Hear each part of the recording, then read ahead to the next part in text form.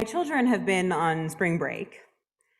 The other day, I took them to the Natural History Museum and we saw the shark exhibit and the big blue whale and a documentary about wetland birds and exhibits about people and cultures from around the world. Now, one of the twins is in the midst of an existential crisis. I kid you not, they'd all watched something that scared him, but also that brought home to him the truth of human mortality in a way he'd never considered it, and it has him shook. At the museum, he asked me not to point out or discuss anything that reminded him of the time before he existed, so anything older than 6 years old. He's been extra stressed and has had trouble sleeping at night because he suddenly feels deep in his bones the knowledge that one day he will die and all the people he loves will die. And what does that all mean? It is big and heavy stuff for anyone, let alone an almost 7-year-old. And we've been talking, of course, because that's what we do, talking about how humans are the only animal that we know of that has this level of consciousness. We've been talking about some ways to handle that stress, deep breaths, picturing the things and people you love if you get afraid when you're trying to sleep. His older brother gave him some visualization tips. This is not our first trip to the existential crisis rodeo. And the apple isn't falling far from the tree, as you might have guessed. I can remember my own moments like this. I remember the vision of the afterlife I came up with in 4th grade. I wished that when we die, you'd get to choose characters from your favorite books and live out their lives. Just over and over, different characters move through their stories. And while I hate to see my kids struggle, I also feel a deep satisfaction that they are able to wrestle with these questions and arrive at varied conclusions. 2 of the 3 are avowed atheists. 1 believes in God, but not a God many folks would really recognize. His cosmology is complicated and very far from systematic, but he's working it out. They are all, as children do when they are given the freedom to, thinking about these big human questions, making meaning, and drawing on the world and the people around them to find the answers. You know, I was raised Unitarian Universalist, and there were times when I was young that I wished desperately that I belonged to a religion that just told me what to believe, told me how to be. It seemed like it would be so much easier. Yeah, it is. My UU congregation wasn't insisting on dogma, though we clearly had shared beliefs. And it wasn't saying that I had to be one particular way or another. It was affirming at any given moment my place on my journey. And it was asking me to accompany my people, not just my church people, but all my people in every part of my life, to accompany them on their journeys. The reality is that we ask in age-appropriate ways that our Unitarian Universalist children do exactly what we ask each other to do as adults, which is we ask them to envision the world they want to live in and to begin creating it right now in their families and their friendships. We ask them to think about the big stuff and learn how to be not unafraid, but courageous. We ask them to remember awe and wonder even when the world seems big and scary. We ask them to learn and stretch and grow themselves into their best selves.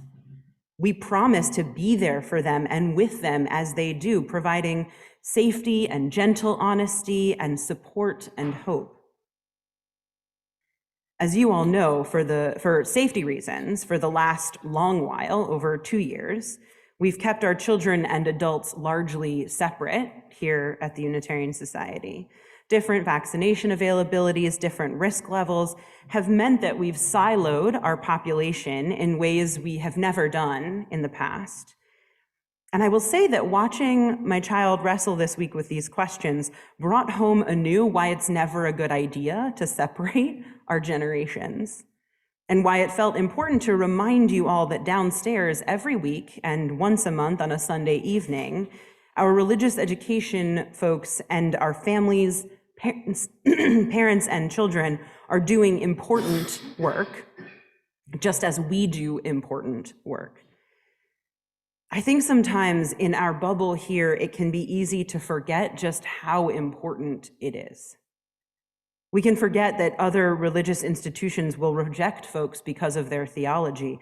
Our atheist and humanist friends don't have infinite options for a community like this that affirms their right to their own theology. Our theist friends who don't believe that Jesus was bodily resurrected don't have a lot of options for a community like this that affirms their right to their own theology. Our LGBTQ friends don't have a lot of options for a community like this that affirms their right to exist and love who they love and be who they are and determine their own path. Our children and their parents don't have a lot of options for a community like this that affirms their right to accurate and ethical health education, their right to ask questions and develop their own spirituality, their right to learn to be activists, their right to become themselves without expectation and judgment. What's been created here in this community over a century and a quarter of changing and growing and widening the circle is a very special community of care and love and nurturing that has, and I know some of you will think this is hyperbole, but it really isn't, that has saved lives. And I know that things feel really strange right now. I know that many of you feel an anxiety coming out of the pandemic, anxious about your own lives, about so many things, about the risks that we can take as we ease out of the pandemic, about the state of our nation, the threat of nuclear war, the tragedy in Ukraine. There's a lot going on right now. And I know that among us are those who feel anxious about the congregation as well. Not many of you have come in to talk to me about it, but congregational communities are small and word gets around. So today, as our pledge drive sermon day, we're going to name the anxieties. We're just going to name them and we're going to talk through them a little bit. We have had long-standing, cherished, and wonderful congregants die during the past 2 years.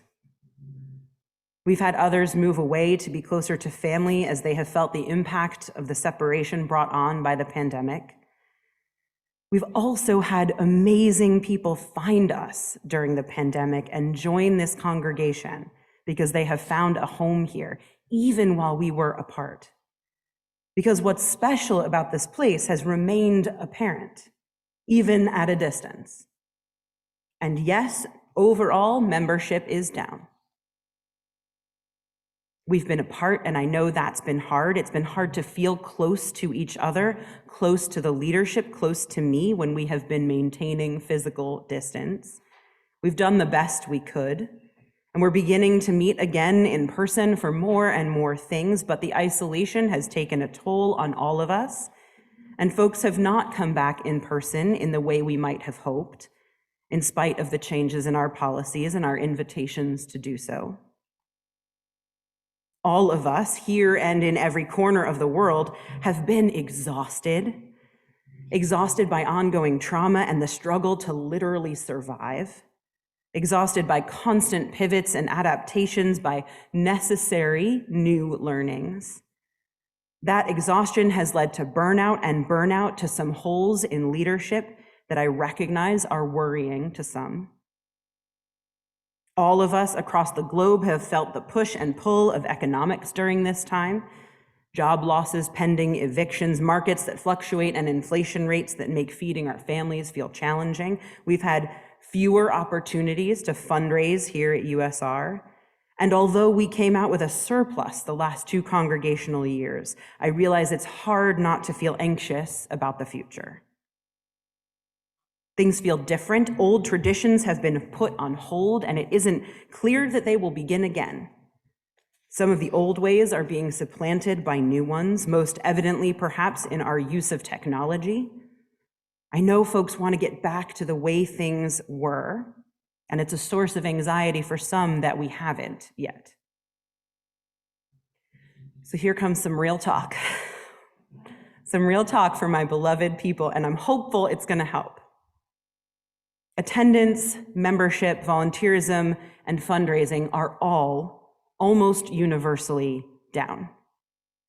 Anxiety is almost universally high. Every colleague, every congregation I know is experiencing the same things. Cold comfort, perhaps, but it is true nonetheless. And at least hopefully, it alleviates the sense that we are unique or somehow failing. Just as I won't meet my children's existential angst with lies or rose-colored glasses, I won't meet our congregational angst with anything less than honesty. But I also won't meet it with overblown anxiety. What we are experiencing is normal and ubiquitous.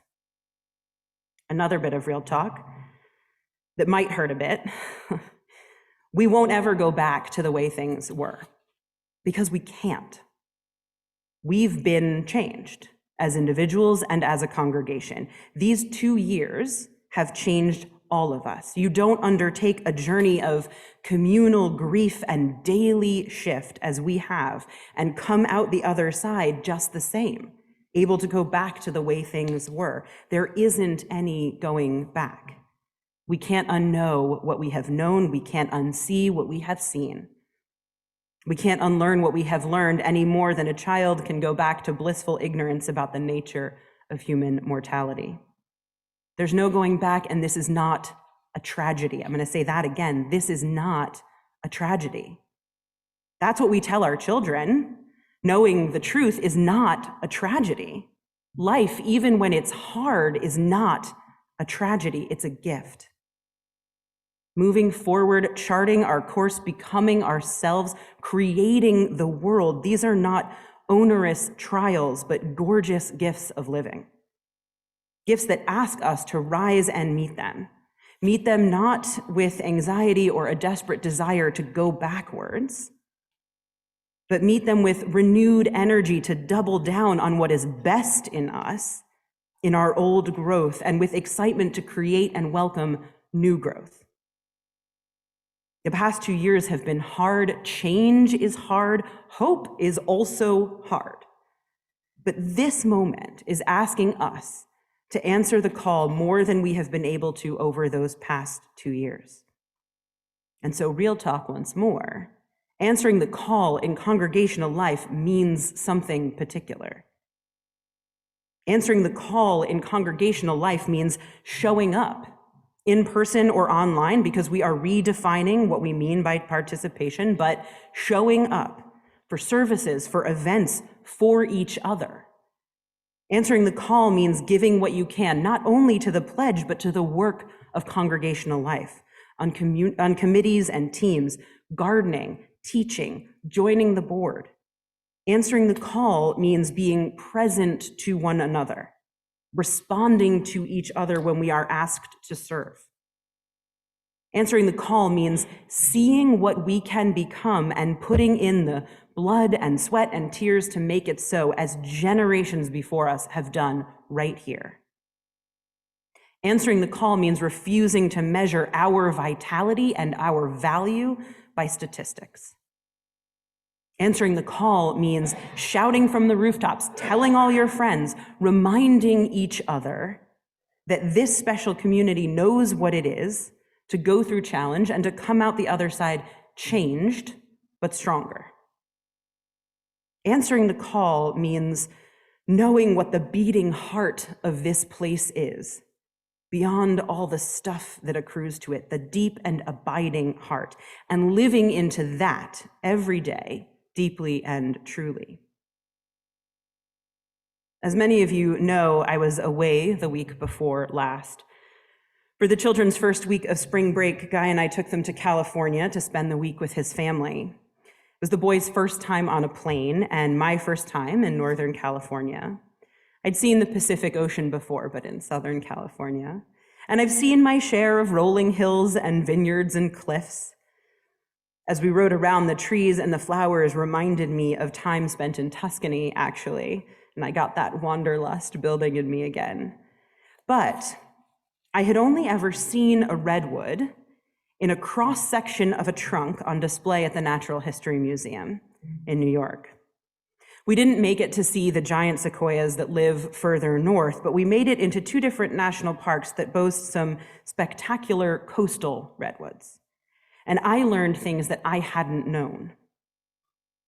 Redwoods have been around for 240 million years, before humans, of course, before flowers, before birds.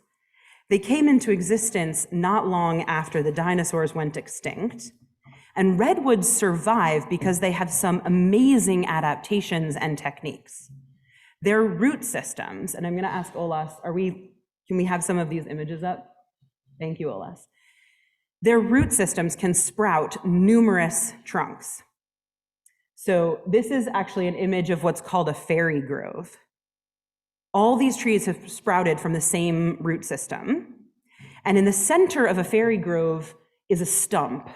You have a picture that might show it a little bit. It's a little hard to see, but if you can picture that at the center of this circle is a stump, that's the parent tree that nurtured and fed the seedlings that became the tall trees in a circle around it. A parent tree because literally they have the same DNA.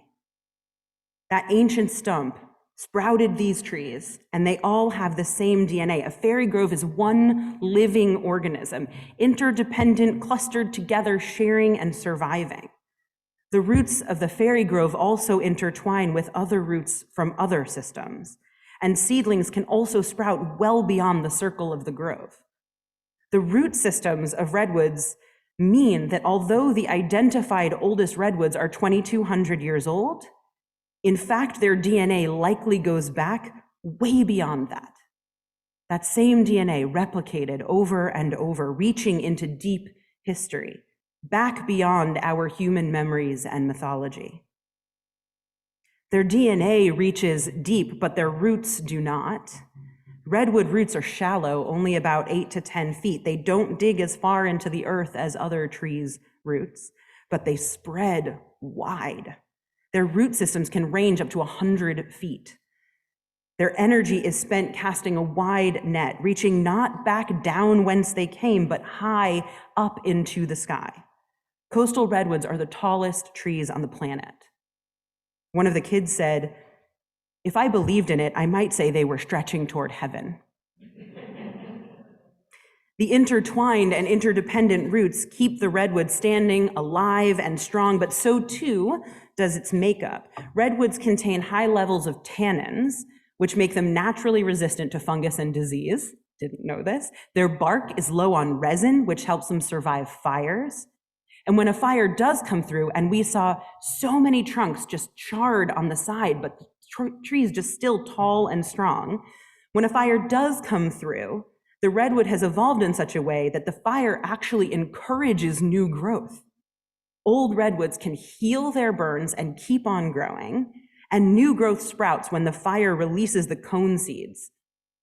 The fire actually enables the new growth. Redwoods require a huge amount of water, but they can literally absorb it from the fog. And when the fog comes in, they can also condense that water themselves and cause it to rain on the soil that nurtures them.